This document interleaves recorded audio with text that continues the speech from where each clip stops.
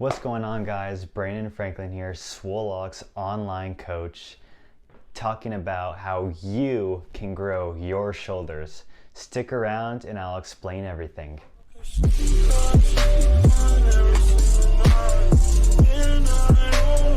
What's going on, guys? Glad you could join me on another video talking about how you can grow your shoulders, the functions and the how to incorporate this kind of training into your workout to maximize your gains. Let's start with the functions.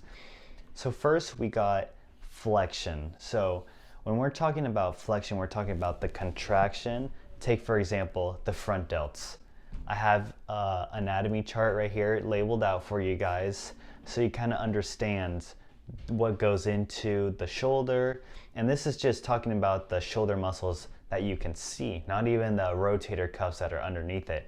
I'll probably do that on another video. So looking at this graph right here, we take, for example, that front delt and we're putting it up here, we're contracting, we're flexing that muscle.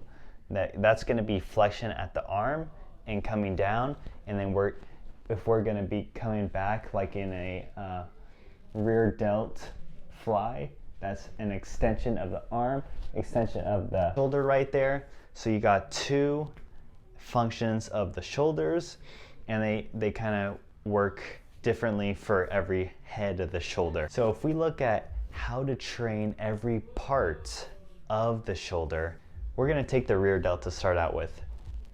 So we're looking at how can we contract that to the best of our abilities.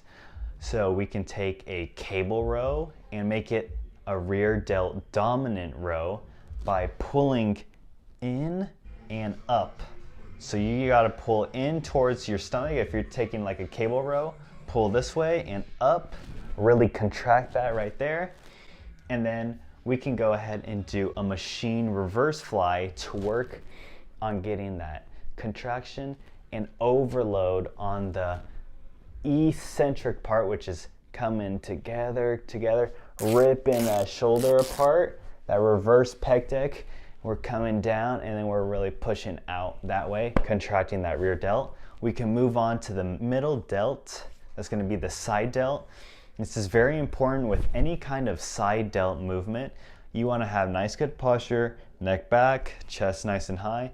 And what I want you to do is depress your scapula. What you hear a lot is depress the scapula and then retract as well. So bringing the shoulder blades back, but you don't want to do both because then it's not going to allow for a good range of motion, and you're going to end up with shoulder issues down the road because you're restricting that range of motion and forcing movement, and that's why you'll feel grinding in that shoulder sometimes.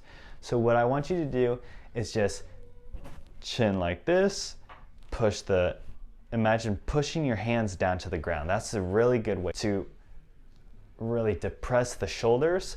So you push that down and then you take dumbbells, a plate if you want to, even cables, and then you come out and come down with a dumbbell, a cable. Cable will give you more resistance on the first part, and then the peak contraction is going to be at the top for dumbbells. So let's move on to the last head of the shoulder. That's going to be the front delt muscle.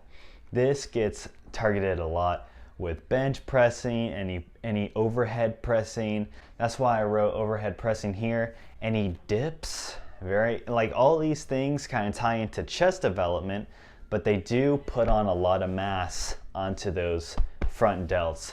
You don't have to worry about hitting that front delt too often, but if you do want to get those front delts and get the whole shoulder working, I would suggest working on barbell overhead press, because at least when you're coming up, you're gonna be using your side and rear delts to all stabilize that shoulder girdle, instead of just doing some front raises and you're only hitting that front delt area. Highly suggest overhead pressing, because now you're getting a compound movement.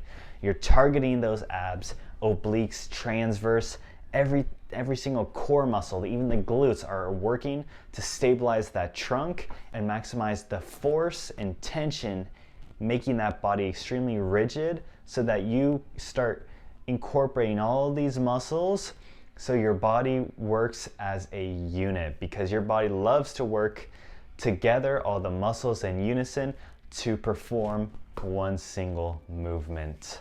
All right, guys, I hope that was useful for you guys. If you got something out of that, comment below what you guys got out of that. Make sure to like this video if you like this kind of fitness content explaining all about every muscle group and how you can incorporate this into your workouts. Make sure to hit that subscribe button, turn on post notifications. If you want to see more fitness content just like this, I'm gonna be uploading every other day, and I look forward to talking to you in the next one.